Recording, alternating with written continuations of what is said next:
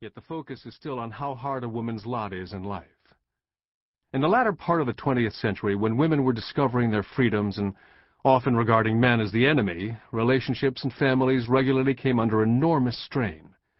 Women were angry. Men were dazed and confused. Over past generations, their roles were clearly defined. Man was head of the house. He was the principal breadwinner, his word was law, and his areas of decision-making were clear-cut. He was the protector and provider. His wife was mother, housekeeper, social secretary, and caregiver. He knew his responsibilities, and his wife knew hers. Life was simple. But suddenly everything began to change.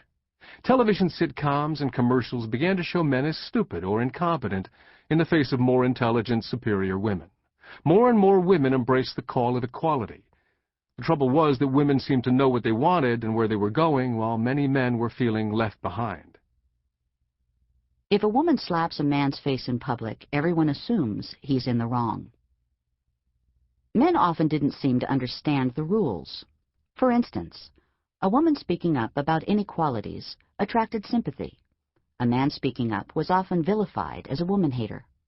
Derogatory jokes about men now outnumber jokes about women by 10 to 1. This is a typical example of what you can get every day in your email. Have you ever noticed that all women's problems start with men? Menopause, menstrual pain, mental illness, gynecologist, hysterectomy.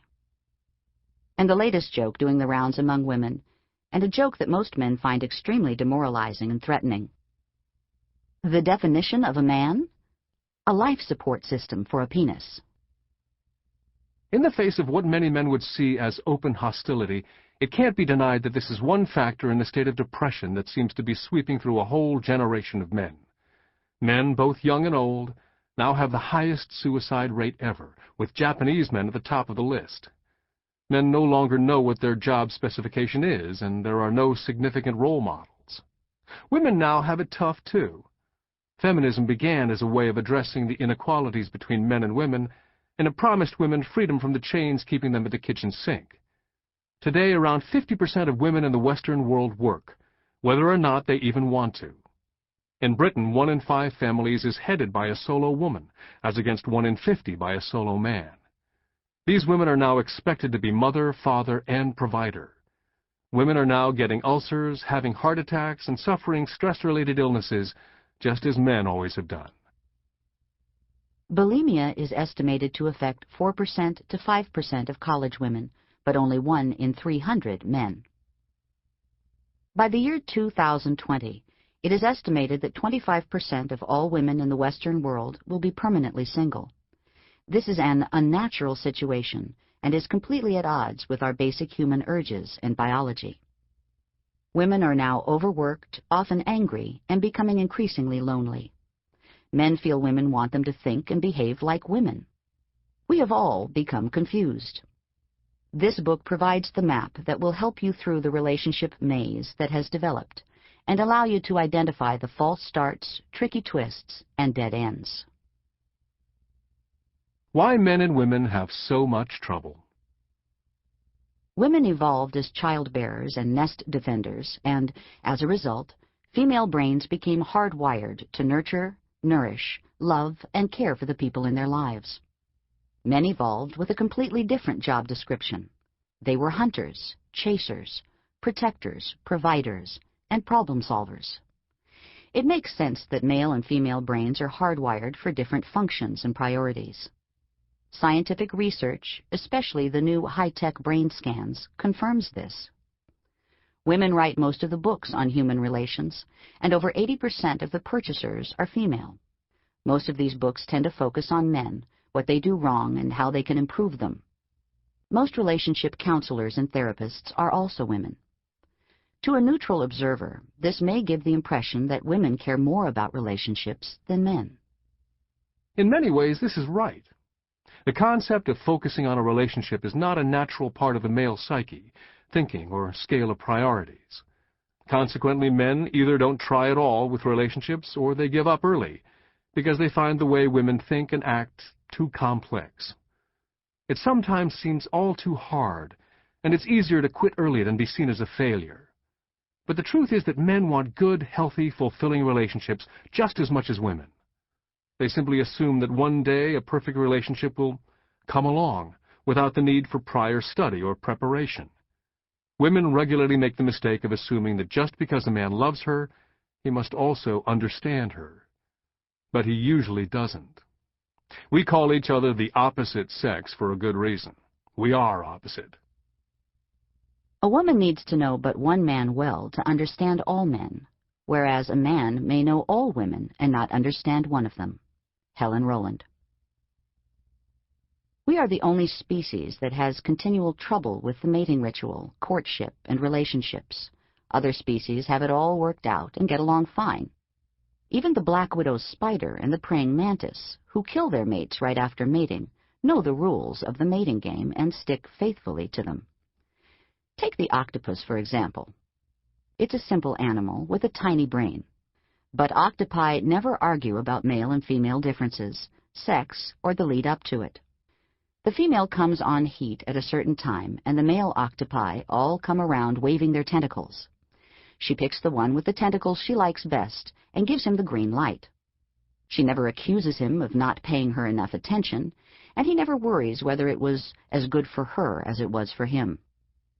There are no interfering in-laws giving advice, and the female octopus doesn't worry whether she looks fat, and she never yearns for a mate with a slow tentacle.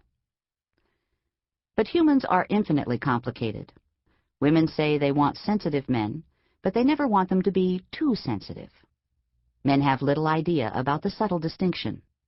Men don't realize they need to be sensitive to a woman's feelings, but tough and manly in other ways. Charting a way through this maze is one of the learnable skills men will discover in this book. Understanding what men want and how to give it is one of the skills women will be taught. Put the words relationships and sex into your internet browser, and you'll currently get 36,714 references in English alone to help you improve things. For all other animals, relationships are a fairly straightforward procedure driven by each species' survival needs. They don't think about it, they just do it. We, however, have evolved to the point at which we now need to know how best to get on with the opposite sex to stand any chance of living happy lives, enjoying a fair share of the fun, excitement, and enrichment that good relationships can bring. Traveling the world. Why Men Don't Have a Clue and Women Always Need More Shoes is the next step on the relationship ladder from Why Men Don't Listen and Women Can't Read Maps, and covers many of the areas of life most of us rarely think about or simply don't notice. In order to write this book, we traveled to over 30 countries and collected and collated information and research about relationships everywhere. In our work, we've tried to establish universal themes and to find common problems, and then come up with what we believe are practical solutions.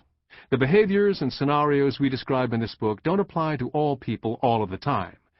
They are all true stories, and the principles apply to most people most of the time in their relationships with the opposite sex. If you get it right with most people most of the time when it comes to living with, working for, managing, and loving the opposite sex, your life will be so much happier. Unfortunately, we find most people still get it wrong a lot of the time. In Britain, for example, the divorce rate is now over 50% within 4 years of marriage. And if you include couples who never got around to marrying, it's reasonable to assume that the real split rate of all couples is probably more likely to be 60% to 80%. 100% of divorces begin with marriage. Why Men Don't Have a Clue and Women Always Need More Shoes offers a real chance to cut some of that misery, anguish, and confusion out of your life. It will make everything easier. It's full of common sense and scientific facts that are immensely powerful, yet always presented in a humorous, easily digestible way. It explains the behavior of the other side, whether it happens to be your partner, son, daughter, mother, father, in-laws, friends, or neighbors. Learning a second language. To succeed with the opposite sex, you need to be able to speak 2 languages, man speak and woman speak. If you speak